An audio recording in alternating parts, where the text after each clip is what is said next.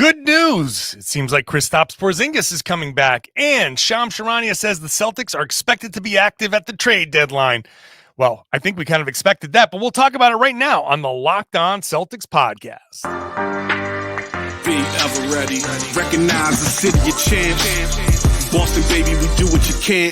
Locked on number 18, Tatum and Brown, J-team, step back. We gon' wet that and slay teams. Of course the Celtics, who else could it be? Screaming like KG with the Larry O.B. Karalis above average, assessing the team status. Best daily pod, no cap, salary matching. Clutch like Bird the DJ, Keith John on replay. Prime time, dapping up the truth on the sideline. Raining J's, how it started, raising banners, how we finished. Locked on Celtics pod, home of the winners. B. Hey there, welcome back to the Locked On Celtics podcast, right here in the Locked On Podcast Network, where it's your team every day, and I got you every day with a free, fresh podcast that's dropped directly to your device if you are a subscriber. So why aren't you one yet? Get in there, hop in there, hit that subscribe button on whatever app you use. You can do it on the YouTube page, get in the comment section. Let me know what you think about what I'm saying, about whether you agree or disagree or any of that stuff. I'm John Karalis. If you're new to the show, by the way, I used to play a long time ago. Now I cover the Celtics for Boston Sports Journal. And oh, by the way, I never mentioned this anymore, but I did write a book called Boston Celtics All-Time All-Stars, which you can buy now for, the holidays, Christmas, or whatever holiday. If there's a gift to be given, go to johnkaralis.com, and there's a link to buy my book. If you want an autographed copy of my book, a signed copy, personalized with a message directly to your loved one, I can do that. Limited supply, but I have the opportunity if you want to send some books out to your friends, family, whomever as a gift. I think it's a nice little gift. Today's show is brought to you by FanDuel. Make every moment more. Right now, new customers get $150 in bonus bets with any winning $5 moneyline bet. That's $150 if your team wins. Visit FanDuel.com/lockedon to get started. Let's get started. Let's get started with this podcast with our good friend Tom Westerholm, Tom_NBA on Twitter X. How you going? How you doing there? _Tom NBA _. I'm doing good, man. How are you? I'm also doing quite well because yes, I don't know why.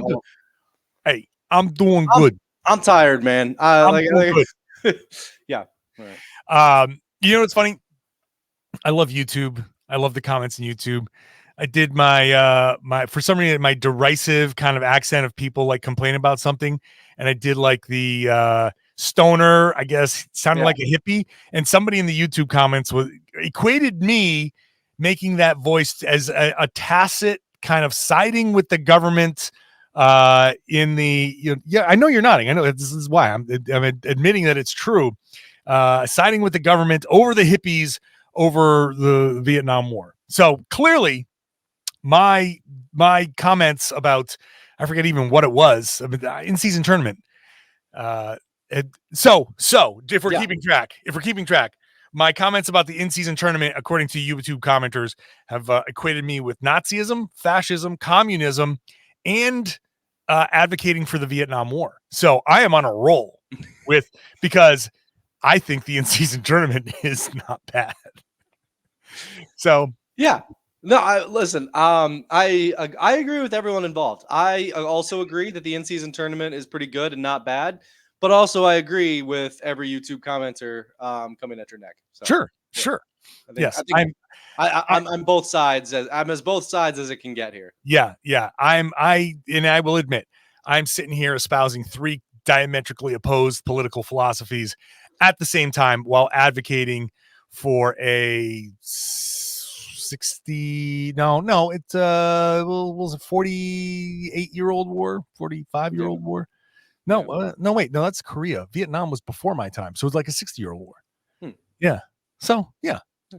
So hey, let's talk about Kristaps Porzingis, who when I was at practice, so people understand there's like two levels, right? The media goes in, we're at the upper level, and there's windows, the shades are down. We're not allowed to see all of practice. Then the shades go up, and that's kind of like the signal to come on down, like it's The Price is Right.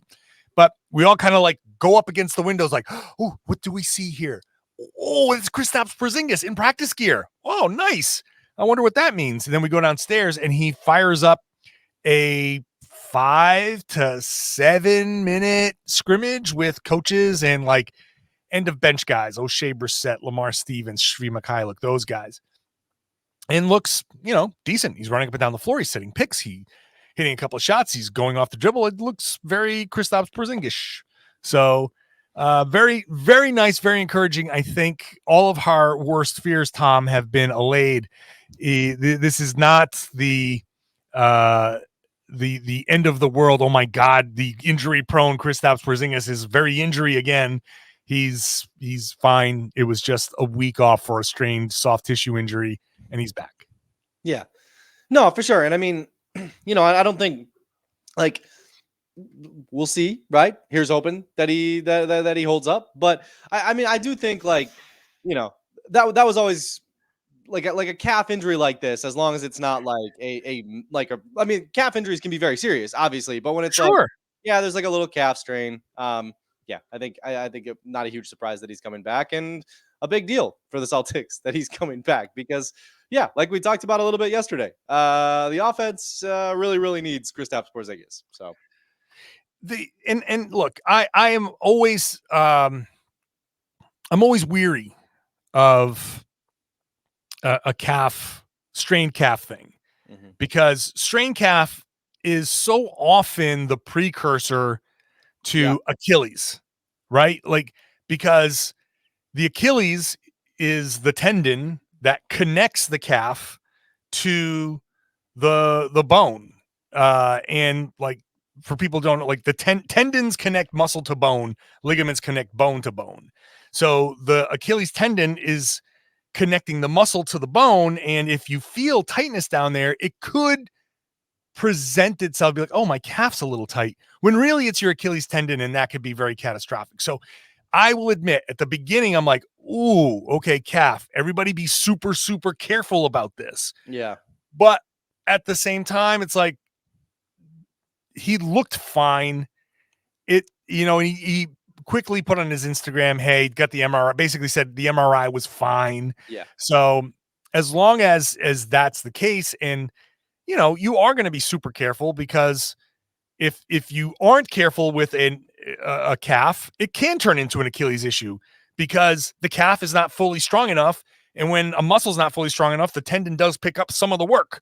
So it does present a challenge for how to bring a guy back. But I think the ultimate message here is, this wasn't injury prone thing happening, right? Like, I feel like this was just, hey, everybody relax, everybody breathe, just a basketball player straining a muscle, which is like the most common thing that can happen outside of a sprained ankle. So I'm more trying to like make sure everybody calms down about this. For sure. And I mean, leg injuries are always, like, to your point, right? Like, it's like a calf can be a precursor to an Achilles. A hamstring can be, a precursor to, I mean, a much worse hamstring injury, right? Like these things, like leg injuries, I feel like those are the ones where it's like, okay, yeah, take all the time that you need to get back. I mean, an ankle sprain, right? An ankle sprain can be a precursor to, a much worse ankle sprain. Like these, like, leg injuries in particular, I feel like, are ones that you just want to. These injuries can continue to can spiral, can roll. Sure. Exactly. Yeah. I mean, like you said, I think it's good news that he's, obviously good news that he's back in practice. I mean, I think, I mean, like we've talked about it, like the Celtics haven't been great without him, but good news that the Celtics have guys like Al Horford who can pick up the slack, and vice versa, right? If Al Horford gets hurt and, needs to take some time to be safe, it's a good thing the Celtics have Kristaps Porzingis. So, yeah, I mean, like you said, just a nice reminder that no need to panic. It's going to be all right. He's going to be back. Sounds like he's going to be back Friday. So, yeah. Yes. And so this leads us to the next two segments, where what we saw without Porzingis, and I think what we'll see with him on Friday, two different Celtics teams. And when Shams says, I expect the Celtics to be active in the trade market, I think my feel is it might be for more help from the bigs. Like, it might be to add a little bit more depth behind Al Horford. So this is all kind of connected, just like that injury has, all these connections. So let's talk about the importance of Porzingis and maybe the over reliance on him. We'll talk about that in just a second. Today's show is brought to you by FanDuel. FanDuel Sportsbook is America's #1 sportsbook. Why? Because they keep giving you deals like this. If you're not on FanDuel and you're thinking about joining, you can go right now, sign up at FanDuel.com/lockedon. You can see it at the bottom of the screen here on YouTube, and sign up. Use that FanDuel.com/lockedon, and you get $150 in bonus bets if you win any $5 moneyline bet. Very simple. You place a $5 moneyline bet. If you win, you get whatever money is associated with that, and you get $150 in bonus bets. You can use that on anything: spreads, player props, over-unders. You can do all kinds of fun things over at FanDuel, stacking bets up and doing the in-game parlay. So you can do Tatum points, Horford rebounds, Derek White assists. It's all right there. You can do it all together. FanDuel.com/lockedon, and go check that out. FanDuel's official partner of the NFL. And the best part about FanDuel is they have the tools that you need. You can set them up if you're afraid, or if, I think you should just do this anyway, just to set your limits. They can do all of that for you to protect you, and you can go and have some fun and gamble responsibly. Thanks for making Locked On Celtics your first listen every day. Go check out the Locked On Sports Today 24/7 streaming channel, the first ever national sports 24/7 streaming channel. It's a great thing to just put on in the background and just let it play all day long. And you can get caught up on all the big stories in sports, not just the NBA. You can get reaction to Florida State being, excluded from the college football playoff. You can get all kinds of big news. So go check it out there at Locked On Sports Today. All right, Tom, I think one thing that I've taken away from Porzingis' absence is, as we kind of talked about yesterday, I think the Celtics need to figure out, it's almost like two different styles of play. You can't use Al Horford the way you use Porzingis, because Horford is purely a spacer for the most part. He's not going to pick and roll as much as Porzingis. He's not going to post as much as Porzingis. It's hard to use Horford in that same role. I guess the question is, are we okay with, because there's no way to duplicate that with anybody. You're not going to trade for somebody that's going to duplicate what Porzingis does. So I guess the answer is like, do the Celtics just lean into keeping Porzingis as healthy as possible and rolling with that? But if he goes down again, what's the option down the stretch? Like they really need to find a way to be better without Porzingis, and not just be like, oh, well, he's our most important player at this point. Yeah. And I do think, to an extent, that just comes down to the stars, right? Because I think when you talk about Porzingis, you are kind of talking about a star, like you're like, if the Celtics are a big three, he's the third, and I don't think I think I would put that. I think I would go with that. Sure. Yeah. And I, to be clear, I don't think the Celtics are a big three, because I think Derek White's really, really good right up there. Like, he's really good. Yeah. But I think if the Celtics are a big three, he's probably the third one. And so, like, if he goes down, then it's like, then I think you gotta see a lot from Jayson Tatum and Jaylen Brown. Those guys have to be elite if that third guy is down. I think, it kind of reminds me, in a lot of ways it reminds me of Milwaukee, right? Where it's like, hey, if Chris Middleton goes down, right, then Giannis and Dame have to be really, really elite. Then those guys have to be really good. And I think it's kind of a similar thing in that way. But yeah, look, like it's always going to be hard for a team who loses a star player to kind of maintain that level. It is kind of funny, and I think it probably, more than anything, it probably just indicates Horford's age. But like, Horford can shoot threes. Horford can beat mismatches in the post if he gets them. He's got that baby hook. He is strong. Like, he's got all that. He's got all that dad strength. Like, in theory, he should be able to do it, to at least replace some of what Porzingis does. But yeah, I mean, I think it's pretty clear that without him, the Celtics need big games from Tatum, big games from Jaylen, and they haven't always gotten that over this stretch.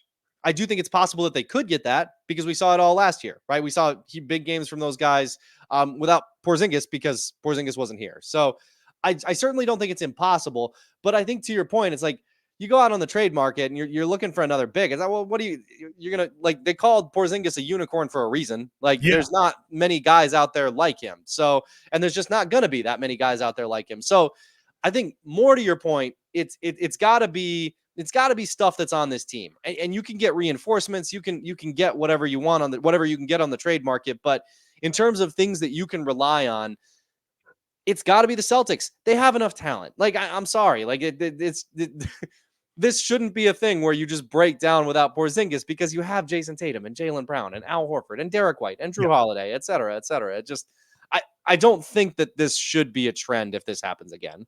Yeah, I mean, look, they were 3-1 technically without Porzingis. You can say 3-1.5 because they lost the Orlando game that he left, I guess.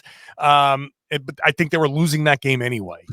Like that one was that might have been gone. But look, they didn't have him down the stretch, and they could have used him. Sure. I think there's a couple of things. I think Joe Mazzulla. I know I fight back on a lot of the criticism of Joe Mazzulla because I just don't think it's in the right place. It's the same old stuff. I think the biggest criticism I would have of Joe Mazzulla is, it's December and you're still only playing 8 guys. And I'd like to see 9 or 10 for some of these games.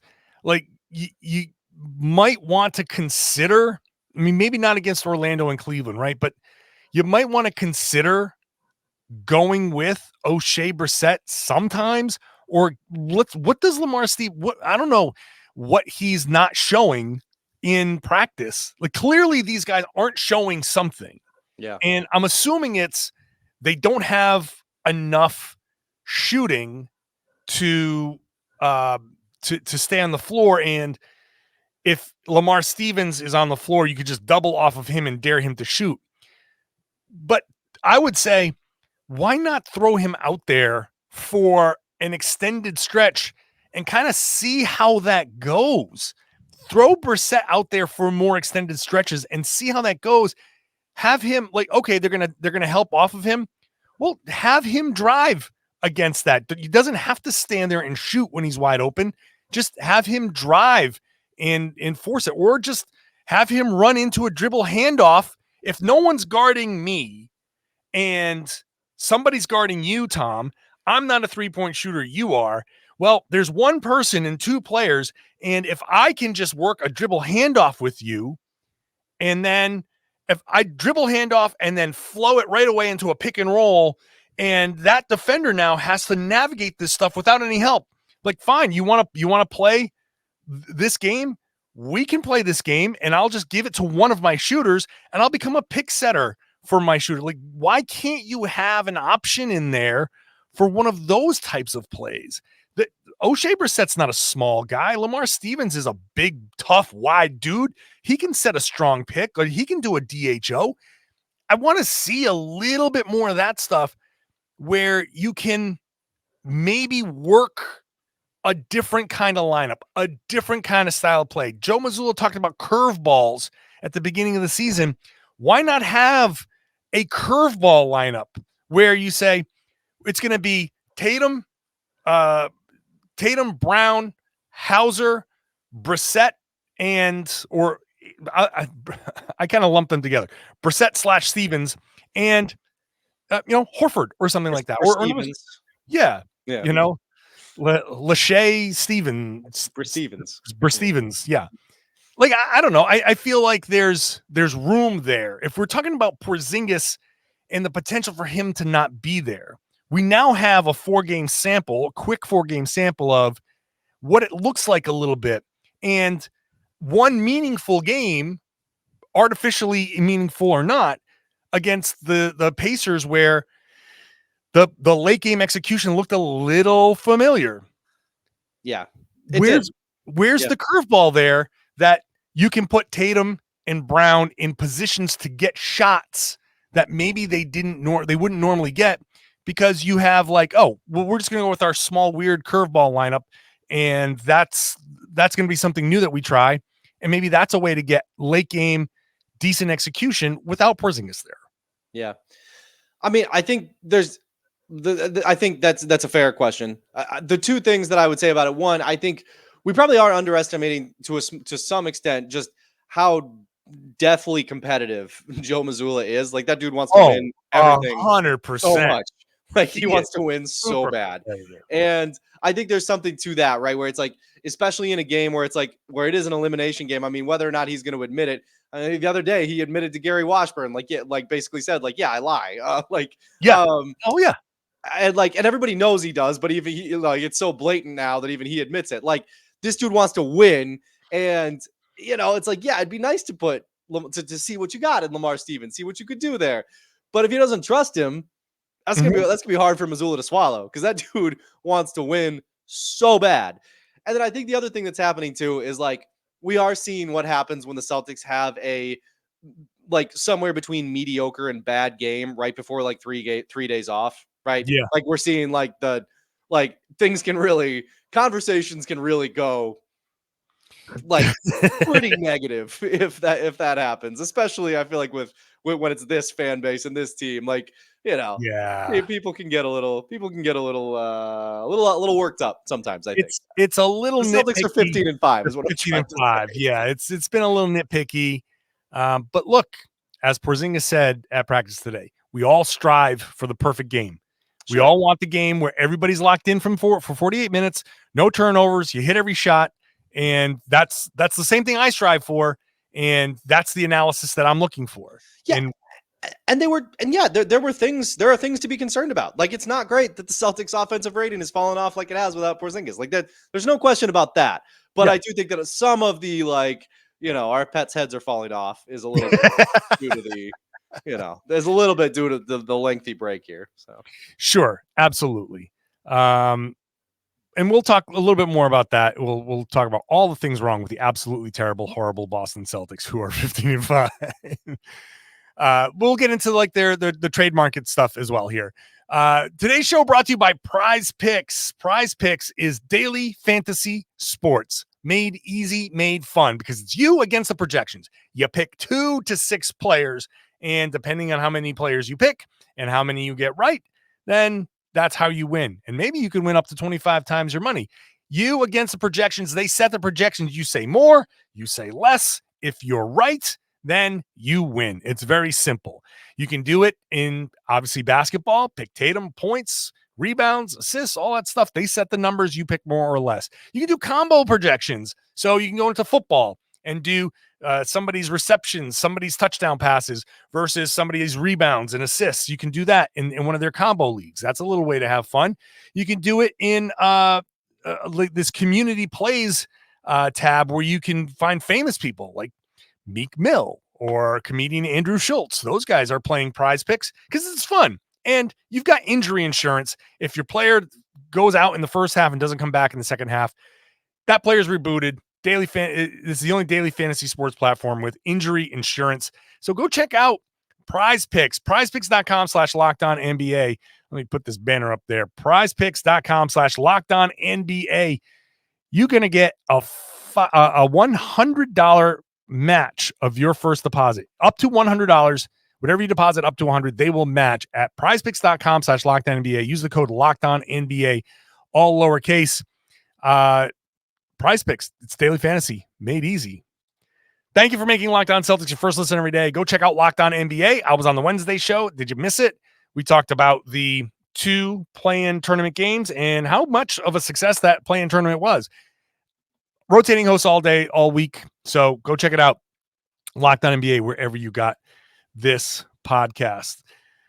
So I think, to your point, Joe Mazzulla is like his biggest weakness might be his competitiveness, right? He's so insanely, ridiculously competitive, and also kind of stubborn, and yeah, right. And so he needs to he needs to like lean into his assistant coaches and make sure that they are empowered to be like, hey, Joe, like snap out of it. This is December basketball. You need to like, let's get Lamar in there. And he needs to be like, I don't care if this, not, I don't care. I'm willing to play the long game with one of these guys on the bench that doesn't normally play. I'm willing to play the long game, even if it's a loss today. I'm willing to play the long game to figure out, can I get anything from Lamar Stevens, O'Shea Brissett, Steve Mikhailuk, those guys. But to his credit, he put Nehemiah Queta in there, and like he'll get some minutes. So it's not completely nobody, but I feel like there is a tiny bit of wiggle room. It's not like I'm not sitting here like screaming from the rooftops, Joe Mazzulla, like, but it's something that I think the Celtics should do while they still have the opportunity to do it. Yeah, I mean, I think when you look at man, people might get mad at me for this, but when you look at a team like the Miami Heat, right? When you look at like just from a franchise perspective, right? I think like we can culture is real, Tom. It is though.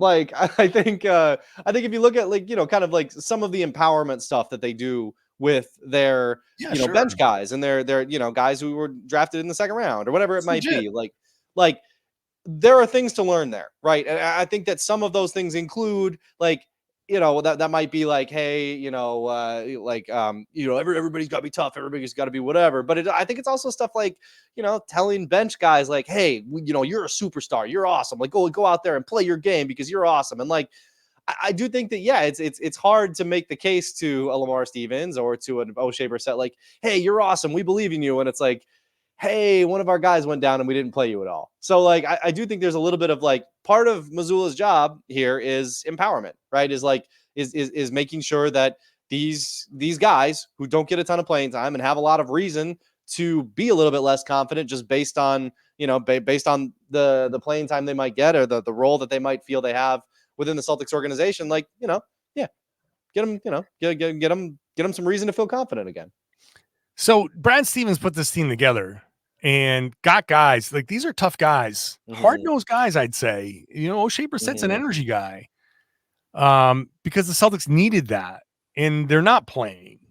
And so is it just because they needed that in practice? These guys need to be pushing the hell out of Tatum and Brown and being like, hey, you got to go up against these. Because if so, that's a lot of practice, guys. Man. That's a lot, yeah.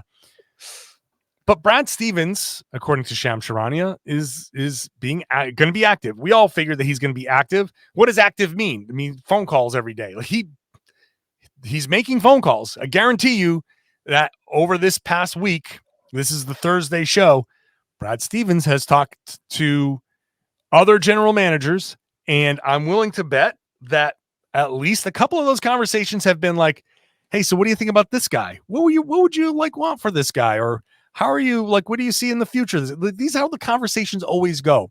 So can I sit here and report without, I'm not actually reporting, but could I like guess that Brad Stevens has been engaged in trade discussions with other front offices? That's probably true because every front office is engaged in trade discussions with every other front office basically every day. That's kind of what their jobs are. And one day, someday, the GM with the player that might be inquired about might say, hey, you know what? I think we're ready to move on. I had a pretty good conversation with Brad Stevens once. Let me call him up and see what he's willing to give. That's kind of how this goes. You plant seeds all along. And so I don't know what seeds are being planted right now, but Brad Stevens might add somebody and is looking to boost the bench. But I don't know what kind of player they need to get to actually give this bench a boost. We kind of, sort of seriously, but I'm not so sure, talked about Andre Drummond. I don't know after Haka Drummond if he's going to want to come here. I don't know how that conversation is going to go. But also, if that's it is funny, I think that ended that God, I don't think that's happening as a result of that exact. I mean, it might not have been a thing anyway. But after that, Right. like, I think it's very real that it's like, no, Yeah, no, I would bet, I but would like bet a lot of money on that. if Yeah. if Joe's out there playing hacka with somebody, and Brad Stevens like, hey, so what do you think about getting that guy? I'd be like, what are you talking about? I just hacked this guy because I knew he was going to miss free throws. I don't want that. I'm not going to put that guy on the floor. Yeah. But I don't know. That's possible. I do think Kata can bring you Kind of what that is. kind of what Kinda that saying, is. Yeah. yeah. Like, I don't know. There are names out there. People just are looking down the list. I've seen Sadiq Bey's number or name mentioned in things. I don't know. I don't know that the Hawks would want to give him up. They're trying to do something. I've done a podcast on Alex Caruso where the easiest way to get Alex Caruso is to move Al Horford, which is not going to happen. And, is there a Peyton Pritchard plus other players kind of thing that you can do? Maybe, but then it gets messy. And Joe Mazzulla loves Peyton Pritchard. He does like Peyton Pritchard. He loves him. Yeah. So that would be something where Joe would be like, do we have to? Knowing that Caruso is obviously an upgrade, but like how much of one compared to like, what do you, and you're not helping anything. Like you're upgrading one play, but you're still seven, like, yeah. And how much are you giving up? I mean, like Caruso is not, I mean, Caruso is going to have a big old market for him like that. There's gonna be a lot of teams that want that guy. Right. And teams that can match the salaries a little more cleanly. Yeah. Because if you trade Peyton Pritchard, it's a poison pill. Like you got to understand, it's not, in a nutshell, the salary that the Celtics consider him as outgoing salary is going to be different than what the other team is going to consider as incoming salary. The other team gets to use his current salary. The Celtics have to use, or is it the other way around? One team has to use his average salary. I think the Celtics are the ones that have to use his current salary. Regardless, it's two different numbers, and that makes it complicated. Is it impossible? No, it's possible, but it's complicated, and you have to like start adding guys. It gets messy. There's a little bit of Occam's razor there, where it's like, hey, like we'll give you all. Like at some point, some team is going to be like, somebody else can give us the same number of picks as you guys, and like we can do it without all this. So, we got to take Luke Cornett and like, okay, but you're getting Alex Caruso. Now you're losing your third big. Right. And like, and is Luke Cornett any great shakes? No, but like losing him is very because he's not great and he's your third guy. Now you're like, well, Kata's the third guy. And yeah, we like Kata, but also he's a very specific kind of player, and he can't do a lot of the stuff that Luke can. So the thing about Cornette is that he's been around and he's done it, and it's like, yeah, he's not, I mean, like, he's not a superstar or anything like that, but he's like, he knows how to play NBA basketball, and that's right. That's not nothing. Like he was moving well in the first half against the Pacers, catching those alley-oops. Yeah. Those were his second quarter was one of his best stretches of the year. Absolutely. And Kata can't move that quickly. No. And he doesn't understand the game quite to that same level. He doesn't see the game quite to that same level. So I'm sorry, like Luke has his limitations, but also they kind of are invested in this. So I don't think you can do all of those guys. I think you're stuck with either TPE and empty roster spot, or maybe you can start packaging some of these other guys and say, hey, well, Brissett and Stevens don't play, and maybe you can get into something like that. But it's complicated. I know the Celtics are going to be active, but I don't know who they're going to target or what type of player they're going to target. I think what it comes down to is kind of what you were just saying, like Stevens and Brissett aren't playing. So if you're Brad Stevens, right, I feel like what you do is you go to Mazzulla and you're like, okay, dude, who would you play then? Like, here's a list. I have a list. I've got this list. Who would you play? And like, I'll go see if I can go get that guy, because if Brissett and Lamar Stevens aren't going to play, I think if you're Brad, you're probably like, I kind of thought that these guys might help a little bit, but sure. Like if I got to go get somebody else, like let's find somebody who can get on the floor and eat up some of these minutes. Cause like there's no point having this many practice guys. Yeah.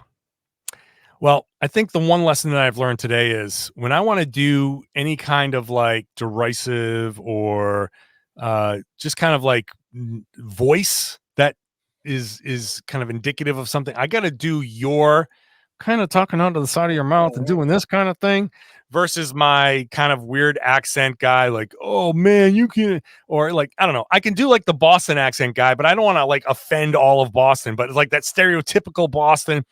Oh, I think they need to fire Joe Mazzulla. What are they doing? Like, I can do that guy, like kind of stereotypical Southie guy. That's like EEI caller. I mean, I guess I could do that voice, but yeah. I like a little voice like this. It's a way to kind of, yeah. No, yeah. Keep it on the down low. Being like, I thought this. Yeah.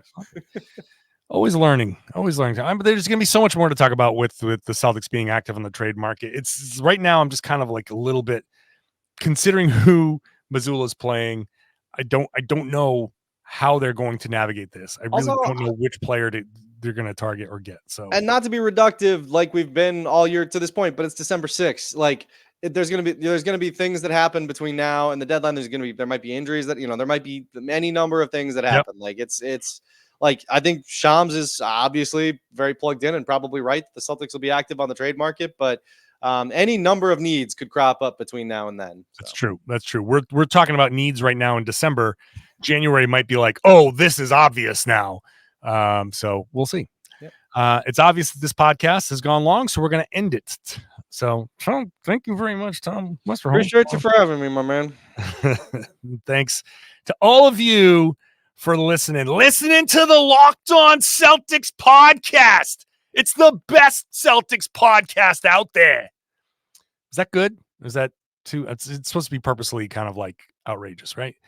Either way, thank you for listening. Thank you for having some fun with us. We like to have some fun while we're talking, and maybe it's not fun. Maybe you think we're corny. Oh, well. Subscribe anyway, because there's some good stuff in the middle of all the corniness and the goofiness. You can also watch the show on YouTube. You can subscribe there, comment, let me know. If you are a subscriber, if you're an everydayer, if you're with me Monday through Friday, and on days where I do bonus podcasts when they play in the weekend, share the podcast for me, will you? Go out there and tell the world they should be listening to and watching the Locked On Celtics podcast. It's right here in the Locked On Podcast Network. It's your team every day.